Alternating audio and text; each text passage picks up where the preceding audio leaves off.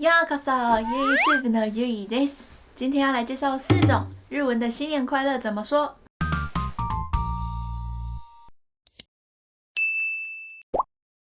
首先，除夕夜12月31号的日文叫做大晦日。大晦日到大晦日为止呢，也就是日期在1月1号以前，我们要祝别人新年快乐的话，会说良いお年をお迎えください。良いお年をお迎えください。如果是关系比较好的朋友，可以省略后面的部分，直接说良いお年を。良いお年的意思就是美好的一年，お迎え就是迎接的意思，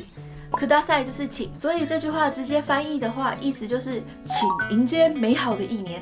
就是预祝对方新年快乐啊，明年有美好的一年。所以我们只会在12月31号以前使用。另外呢，像我工作的时候，就是常常会用 email 联络客户嘛。平常最后的结尾语都是写よろしくお願いいたします，就是請多多指教。但在日本的年末年始，就是日本的年假放假之前，通常我们最后一封 email 的结尾语都会写上良いお年をお迎えください，来祝福对方明年有美好的一年。第二个新年快乐是在日期变成1月1号这个瞬间以后使用的，叫做明けましておめでとうございます。明けましておめでとうございます。如果是关系比较好的朋友的话，也可以省略后面敬语的部分，只说明けましておめでとう，就是恭贺欣喜、新年快乐的意思。那这个呢，就是我们会在跨年倒数5、4、3、2、1 Happy New Year 的那一个瞬间以后使用的，或立刻发简讯给自己家人朋友的时候，就会使用这一句明けましておめでとう。那年末年初假期结束，回到公司上班的时候，新的一年我们在公司第一次见到的人啊，或是跟客户联络的第一封 email 的一开头，也会跟他说明けましておめでとうございます。今年もよろしくお願いいたします。那这边要注意的地方是呢，上一句的良いお年をお迎えください呢，我们会写在 email 的最后结尾语使用。可是明けましておめでとうございます会写在 email 的一开头的部分。假如说新年已经过了1个礼拜啊，你可能心里已经没有新年感了，但你在公司还是第一次看到这个人，新年第一次看到这个人的话，我们还是会跟他说明けましておめでとうございます。今年もよろしくお願いします。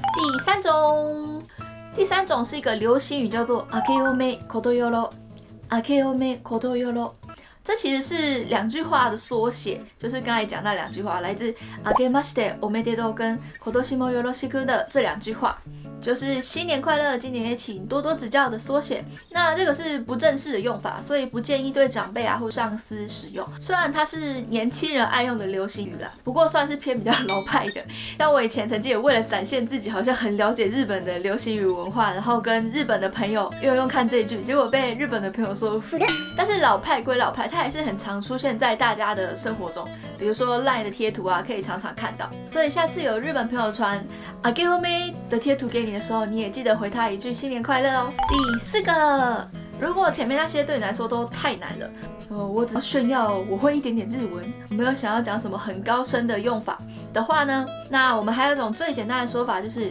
新年おめでとうございます。新年おめでとうございます。跟刚才一样，同理，跟朋友讲话的话，可以省略后面敬语的部分，说新年おめでとう。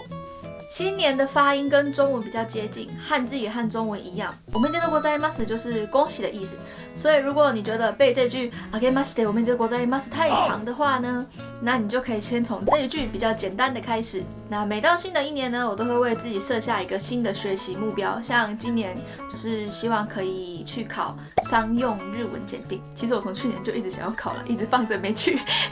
把目标说出来会提高实现的几率。所以你有什么想学习的目标呢？欢迎留言和我分享，让我也为你加油打气吧。如果你喜欢这类简单实用的日文短句分享的话，请按赞或是留言告诉我，那我就会做更多这一方面的分享。最后呢，订阅無料，订阅不用钱，记得按下去订阅，还有开启小铃铛，才不会错过以后更多实用的日文教学影片哦。IG 和 FB 都是用中日语双语写的，所以如果想要轻松学习日文，或是单纯只是想要看Yui的日本生活日常，或者是想要看日本美食或是旅游景点的介绍的话，也欢迎追踪。那最后明けおめことよろ。